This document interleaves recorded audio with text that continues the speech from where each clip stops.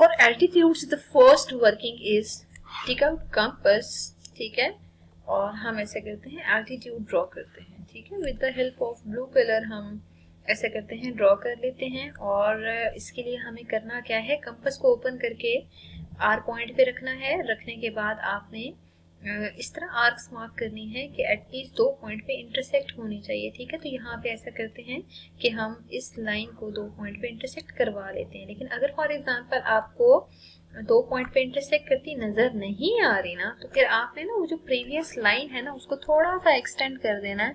Extend इस तरह करना है ताकि आपको ये पॉइंट ऑफ इंटरसेक्शन मिल जाए। देखिए अभी भी आपको पॉइंट ऑफ इंटरसेक्शन नहीं मिला, तो इसको मैं मजीद थोड़ा सा आगे मूव करती हूँ और आप ये देखें कि आपको कंपास को मजीद अभी आगे मूव करवाना है, ठीक है।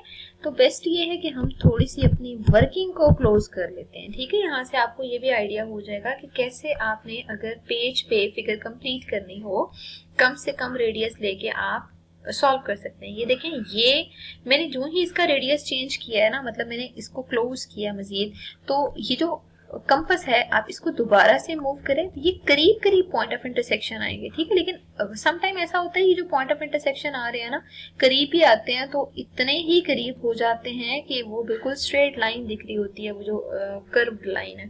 तो उसके लिए फिर आप ये करें कि इतना क्लोज भी नहीं करना कि वो point of intersection same line पे ही मल्टीपल पॉइंट्स आ जाएं, ठीक है।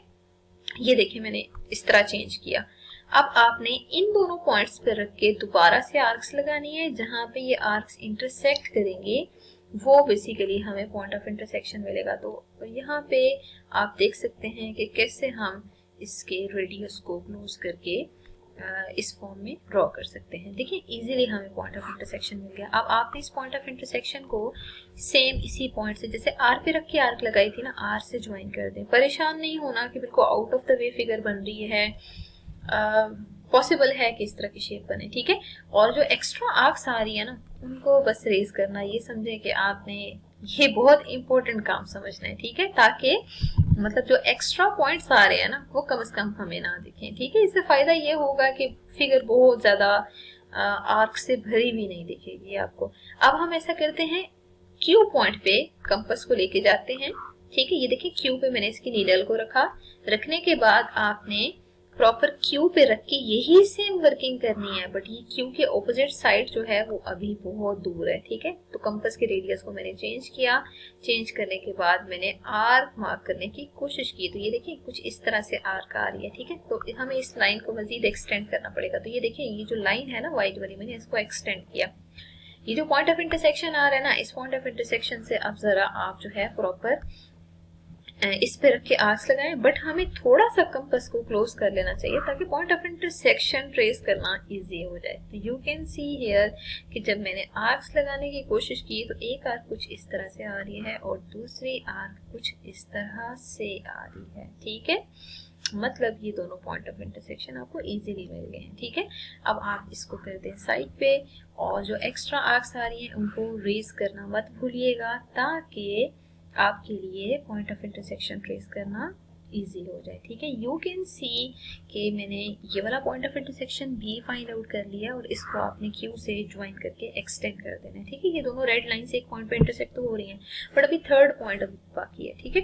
अब आप क्या करें, कंपास को लेके जाएं थर्ड वर्टेक्स पे, दैट इज पी, ठीक है। पी पे आपने कंपास की नीडल को रखना है, दैट इज हियर, ठीक है। पी पे रखने के बाद आपने ऑपोजिट साइड पे आपने सेम इसी मेथड से आर्क्स लगानी है, बट कंपास के रेडियस को थोड़ा सा क्लोज कर लेते हैं so that our calculation will be easy for us. You can see here close करने से फायदा ये होता है कि वो जो पॉइंट ऑफ इंटरसेक्शन है ना वो जरा करीब करीब मिल जाते हैं, ठीक है, ज्यादा दूर नहीं जाना पड़ता हमें।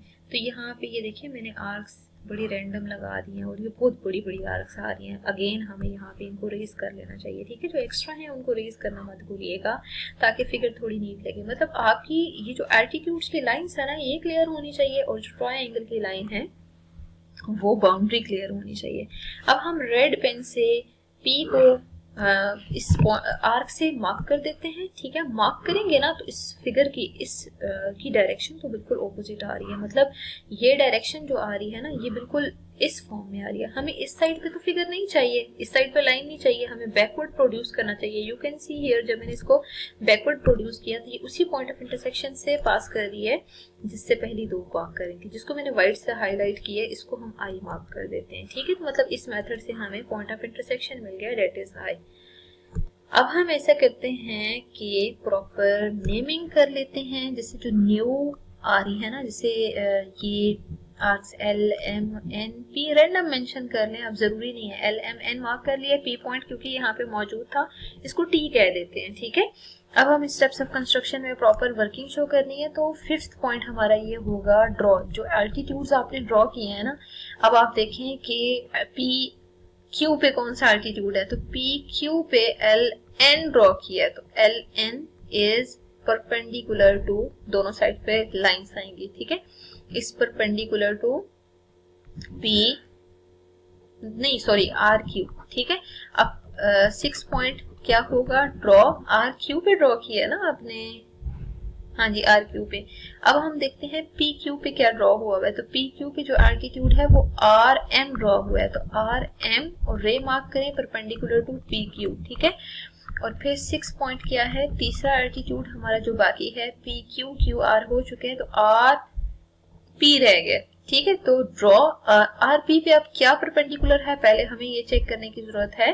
तो क्यू टी इज परपेंडिकुलर। ठीक है, to Q T is perpendicular to R P. ठीक है, ऑल एल्टीट्यूड्स लास्ट पे हम लिख लेते हैं, ऑल एल्टीट्यूड्स पासेस फ्रॉम या पास फ्रॉम। ठीक है, पास फ्रॉम आई। ठीक है, अगर वो सारे के सारे आई से पास हो रहे हैं तो I is in ortho centre. ठीक है, ऑर्थो सेंटर वो पॉइंट होता है जो एल्टीट्यूड से आता है। ठीक है, I is orthocentre of triangle P Q R, hence it is verified. ठीक है, कि मतलब इससे आपको ये भी हो जाता है कि आपने जो फिगर बनाई है वो करेक्ट बनाई है, क्योंकि फिगर की करेक्शन की जो पॉइंट ऑफ कॉन्करेंसी आ रहा है ना, डेट इज आई हेयर, इससे भी कंफर्म हो जाता है, क्योंकि मेन काम ही हमारा ये था कि वो पॉइंट निकालना था जहाँ पे सारे एल्टीट्यूड इंटरसेक्ट कर रहे हो। तो अगर वो एल्टीट्यूड से एक पॉइंट पे इंटरसेक्ट कर रहे हैं तो इसका मतलब ये है कि आपकी फिगर जो है वो करेक्ट बनी।